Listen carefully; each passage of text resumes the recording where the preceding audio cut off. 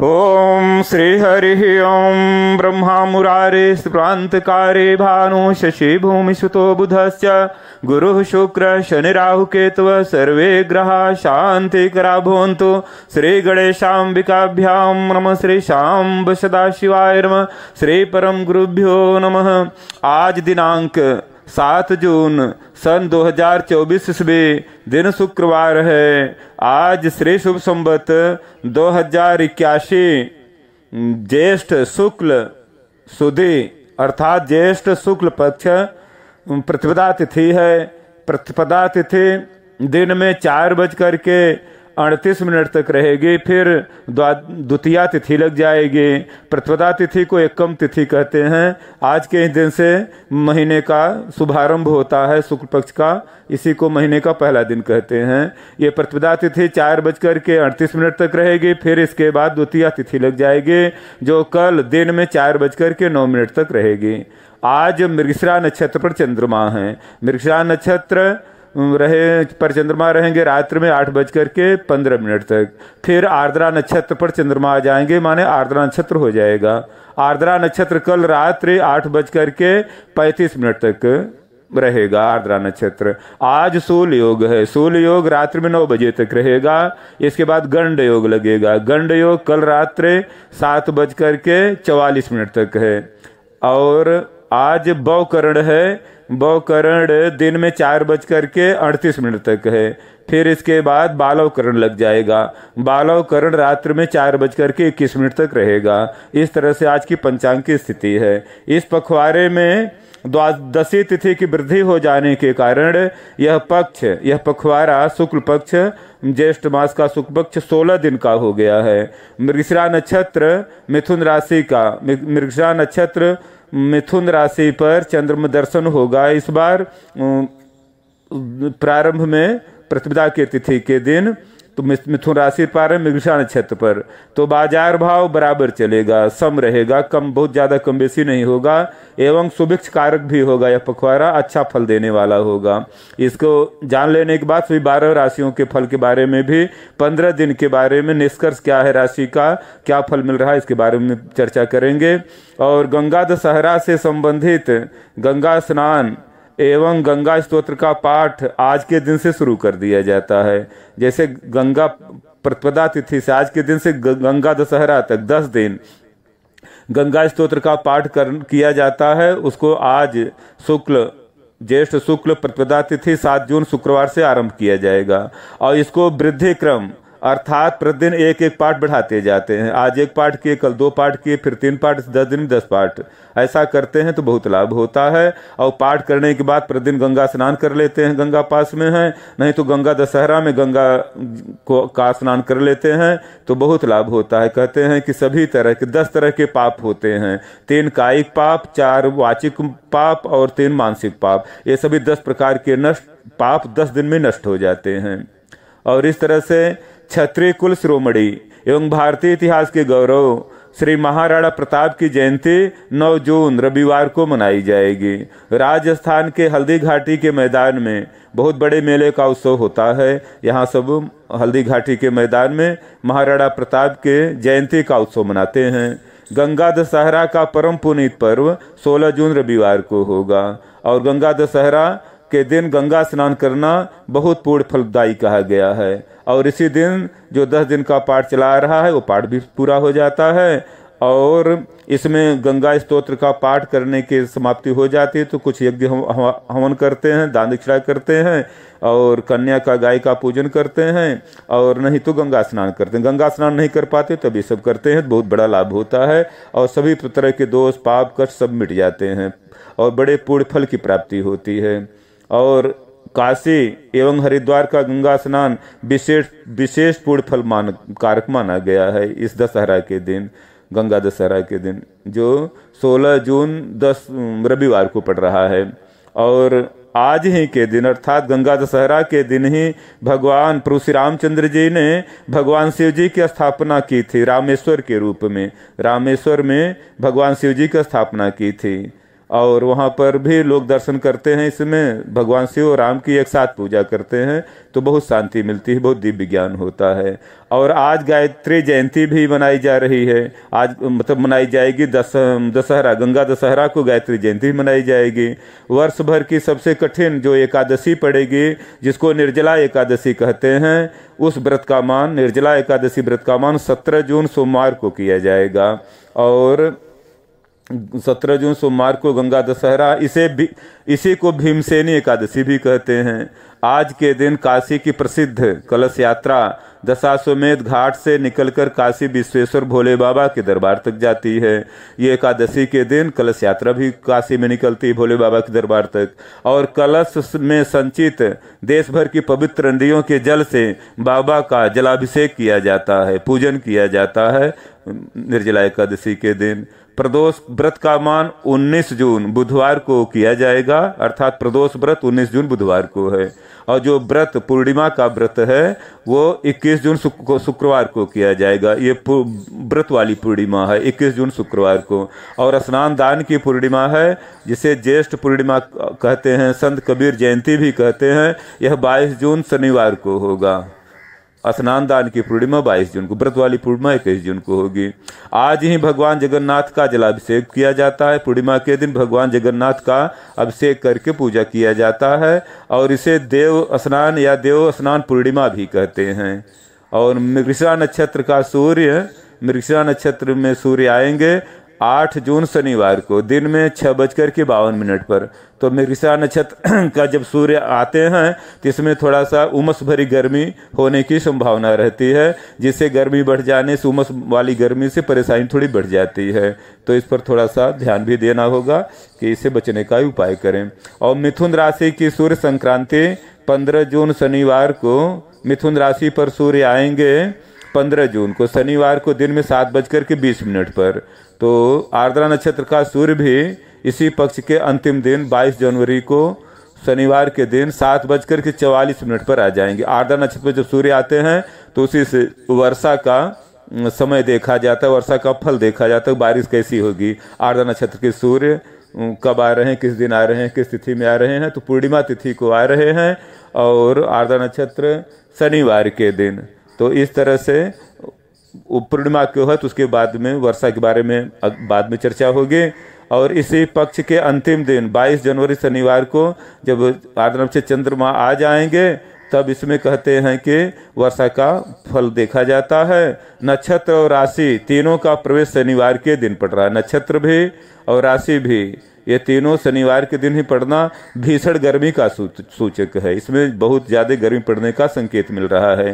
वर्षा संभवतः नहीं के बराबर होगी इस पखवाड़े में। 22 जून के बाद फिर वर्षा की गणना की जाएगी। कुल मिलाकर ये 3 शुक्रवार इस पखवाड़े में, 3 शुक्रवार और 3 शनिवार शुभाशुभ फलकारक हैं। कुछ शुभ कुछ अशुभ, बहुत ज्यादा न शुभ न बहुत ज्यादा अशुभ, माने मिला जुला प्रभाव रहेगा। कुछ दैवी प्राकृतिक दुर्घटनाएं घटकर थोड़ा बहुत धन जन की हानि कर सकते हैं। इस पर थोड़ा सा ऐसा योग 15 दिन का 12 राशियों पर बना हुआ है। 12 राशियों में 15 दिन का राशि फल क्या है इसको जान लेते हैं। राशि फल सर्वप्रथम मेष राशि। मेष राशि इस 15 दिन में थोड़ा शरीर पर ध्यान देना होगा और मानसिक भय से बचना होगा। कुछ शारीरिक कष्ट, शारीरिक पीड़ा हो सकती है। और मेष राशि पर मंगल है और मेष राशि के स्वामी भी मंगल हैं, तो मंगल की थोड़ा दान पूजा कर देंगे तो लाभ हो जाएगा। और शनि लाभ घर में है तो शनि की दृष्टि भी पड़ रही है, तो शनि का भी दान कर देंगे, मंत्रों का जाप कर देंगे।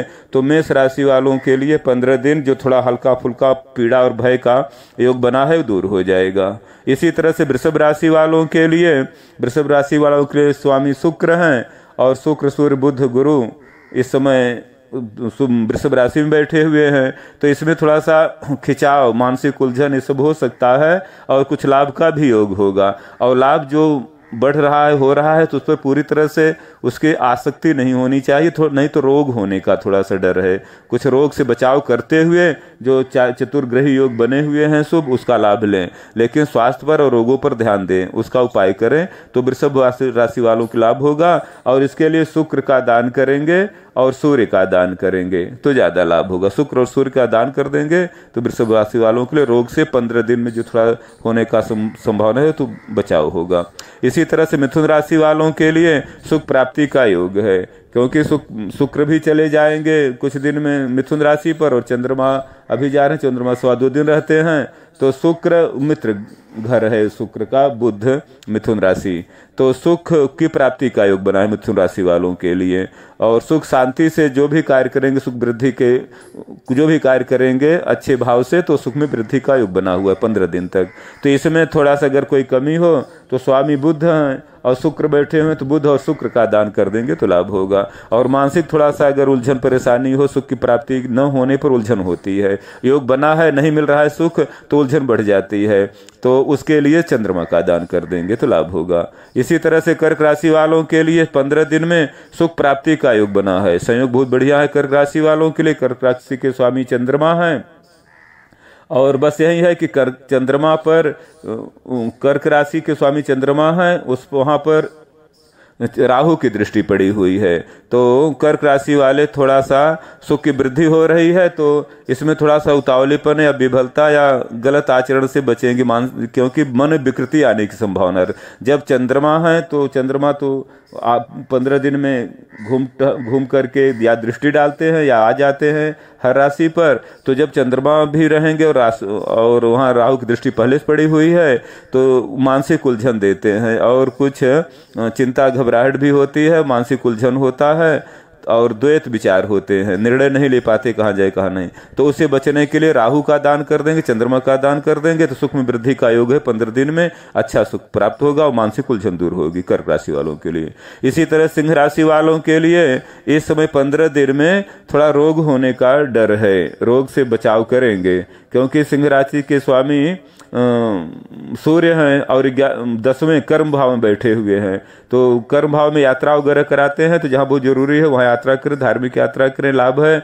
और चौथे माता के घर में दृष्टि हुई है, तो यहाँ पर थोड़ा सा सिंह राशि वालों के लिए सुख की प्राप्ति का योग है, यात्रा का भी योग है, कर्म क्षेत्र लाभ का है, ये सब तो मिलेगा, लेकिन थोड़ा रोग से बचाव करेंगे, रोग से बचाव करके फिर अपना सर्विस बिजनेस करें, कर्म क्षेत्र में करेंगे। और माता पिता पर भी थोड़ा सा ध्यान देंगे कि अगर ऐसे होता है जिसका 10वां घर है, चौथा है, उसको नहीं है, तो उसके माता पिता को हो सकता है कुछ कष्ट रोग, तो उस पर ध्यान देंगे तो लाभ होगा।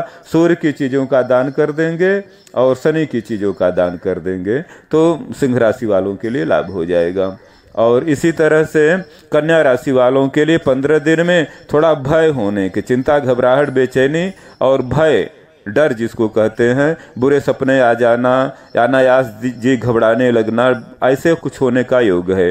तो इससे बचने के लिए कन्या राशि वाले बुध का दान करेंगे। और कन्या राशि में भी राहु की दृष्टि है, केतु बैठे हुए हैं, तो बुध के साथ राहु की दृष्टि का, राहु को चीजों का दान कर देंगे तो कन्या राशि वालों के लिए लाभ हो जाएगा और भय से निवृत्ति मिल जाएगी, भय दूर हो जाएंगे। और इसमें थोड़ा सा न हो, थोड़ा हनुमान चालीसा पाठ करना और हनुमान जी को थोड़ा कुछ भोग लगाना और सुंदरकांड का पाठ करना, ऐसा करेंगे तो कन्या राशि वालों को लाभ होगा। इसी तरह तुला राशि वालों के लिए थोड़ा 15 दिन का जो निष्कर्ष है राशिफल का, वो कुछ शरीर में कमजोरी आ सकती है, मन की कमजोरी और बुद्धि की दौर्बल्यता का योग बना हुआ है, शारीरिक मानसिक और बौद्धिक।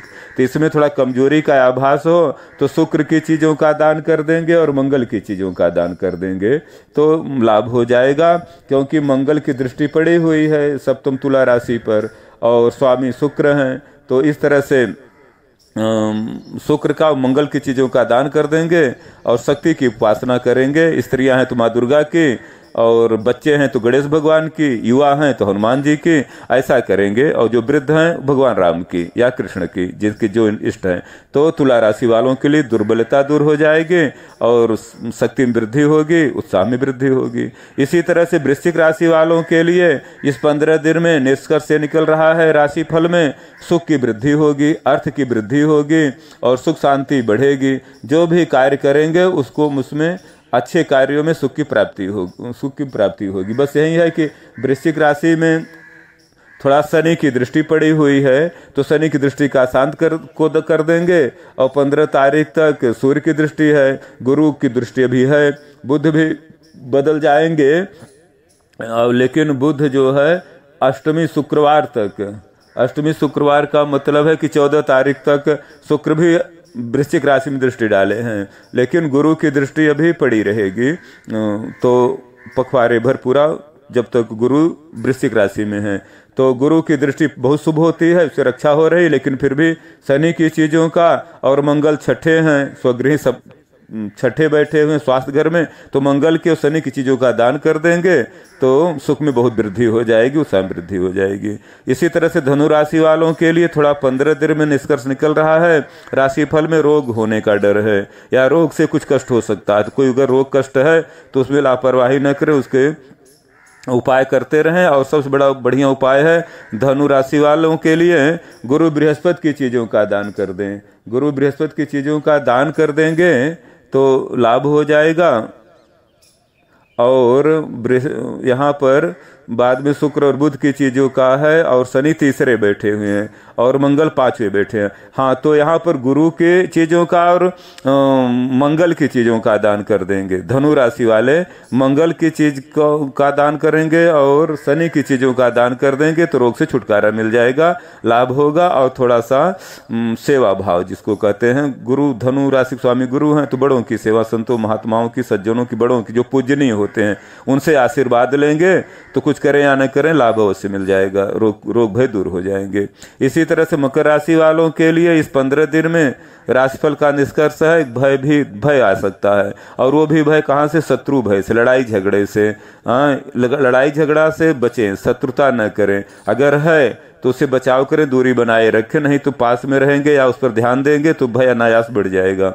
शत्रु भय का योग मकर राशि वालों पर है। अगर ऐसा नहीं कर पा रहे हैं तो यहाँ भी है, शनि दूसरे हैं तो कहते हैं कि दूसरे और 7वें घर के मालिक जो होते हैं वो मार्केस होते हैं, तो शनि की चीजों का दान कर देंगे तो मार्केस का भय दूर हो जाएगा, शत्रु भय दूर हो जाएगा। शनि की चीजों का जरूर दान कर देंगे। और चौथे मंगल हैं तो मंगल की चीजों का दान कर देंगे तो लाभ हो जाएगा यहाँ पर मकर राशि वालों के लिए। और अगर भय लग रहा है, शत्रु भय, तो निश्चित इसका उपाय करें। और हनुमान चालीसा कहते हैं कि सबसे बड़ा उपाय है हनुमान जी की पूजा। हनुमान जी को सिंदूर, चमेली का तेल सब दान करना, और लड्डू और कुछ फल का भोग लगाकर उसको बांटना, भंडारा करना। बड़ा मंगल चल भी रहा है तो ऐसा करेंगे तो मकर राशि वालों के शत्रु भय से छुट्टी मिल जाएगी, मतलब शत्रु भय दूर हो जाएंगे। इसी तरह से कुंभ राशि वालों के लिए यह 15 दिन का निष्कर्ष है कि सुख की प्राप्ति होगी। 15 दिन में राशिफल का सुख की प्रधानता रहेगी, सुख में वृद्धि होगी। और सुख में वृद्धि होगी तो उस सुख को थोड़ा सा बांट देंगे, दूसरों में भी प्रसन्नता, जो कुछ लाभ होता है, आर्थिक है, मानसिक है, और जो भी हो उसमें कहते हैं अच्छे कार्य करते हैं। बांटने का मतलब ऐसे नहीं बांट देना, कुछ अच्छा कार्य करना चाहिए, उसके माध्यम से यज्ञ अनुष्ठान करना, पूजा पाठ करना, मंदिर जाना, दर्शन करना, कुछ अच्छे आयोजन कर लेना। ऐसे करने से सुख में वृद्धि का योग है कुंभ राशि वालों के लिए। और थोड़ा सा सुख के आयोजन करेंगे, कुछ अच्छे शुभ कार्य करेंगे तो सुख में वृद्धि हो जाएगी, नहीं तो जितना है उतना ही रह जाता है सुख। तो ऐसा है, लेकिन सुख की रक्षा भी करनी होती है।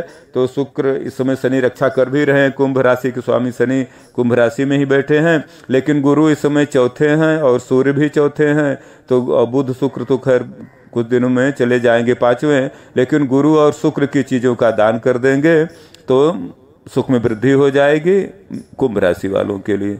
और इसी तरह से मीन राशि वालों के लिए थोड़ा सा नेत्रों पर ध्यान देना होगा। 15 दिन में नेत्र कष्ट होने के कुछ संकेत मिल रहे हैं। मीन राशि वालों के लिए आंखों की रक्षा करनी होगी। आंख, कान, नाक, मुख, मन ये रहता है, ये सब में थोड़ा सा दृष्टि पर विशेष ध्यान देंगे और गर्मी से बचेंगे। और खान पान पर विशेष ध्यान देंगे, नहीं तो जब पेट में गर्मी होती है, गर्मी सिर पर होती है, तब वो नेत्रों में ठंडे जल से नेत्रों को धोना और कुछ ड्रॉप वगैरह डालना, और सूर्य नारायण को आंख बंद करके जल देना, इस तरह का उपाय करेंगे और तो लाभ मिलेगा। सूर्य और चंद्रमा दोनों जन की पूजा करना। और नहीं कुछ हो पाता है तो मीन राशि के स्वामी गुरु बृहस्पति भगवान हैं, बड़ों की सेवा आशीर्वाद करें और पीली चीजों का दान करेंगे, गुरु की चीजों का दान करेंगे तो मीन राशि वालों को लाभ हो जाएगा। और इस तरह से मीन राशि वालों के लिए मंगल दूसरे घर में है, वो नेत्र का घर होता है। और 12वें शनि बैठे हुए हैं, तो शनि नेत्र कष्ट का घर, 12वां नेत्र कष्ट का घर होता है और नेत्र लाभ का घर होता है दूसरा।